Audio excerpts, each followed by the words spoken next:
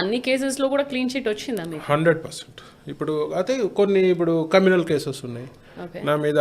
గతంలో BRS government పగబట్టి weapons కేసులు పెట్టారు, అవి నడుస్తున్నాయి కోర్టులో. జనరల్గా కేసులు ఉన్న వాళ్ళు బీజేపీలోకి వెళ్ళిపోతే కేసులని మాఫీ అన్న ఒక ఇప్పుడు విమర్శ వెపన్స్ కేసు దేని గురించి? దాని వెపన్స్ కేసు గురించి చెప్పండి మీరు. వెపన్స్ కేసు బీఆర్ఎస్ వాళ్ళు పెట్టారు కదా, మరి మాఫీ కాలే కదా, కోర్టు పరిధిలో ఉంది కదా, కోర్టు పరిధిలో ఉంది కదా. సో ఈడ బీజేపీ పెరుగుతుంటే 100 కుక్కలు మరుగుతుంటాయి. బీజేపీ పెరుగుదల ఓర్వలేక. సో వాళ్ళని పెద్ద పట్టించుకోవాల్సిన అవసరమే లేదు. ఇలా కవిత కేసు ఎందుకయింది? తప్పు ఉంది కాబట్టి అయింది. మొన్న సేమ్ కవిత మీద ఈడీ రైడ్ అయింది, చీకోటి ప్రవీణ్ మీద అయింది.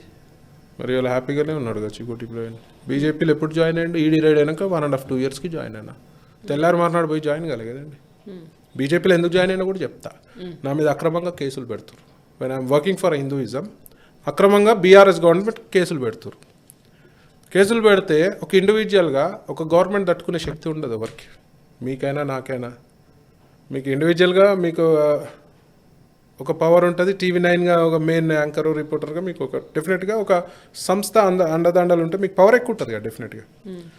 సో నాకు ఆ పవర్ కావాల్సి వచ్చింది. ఓకే. సో డెఫినెట్లీ నా హిందూయిజం గురించి నేను బీజేపీలో జాయిన్ అయ్యాను.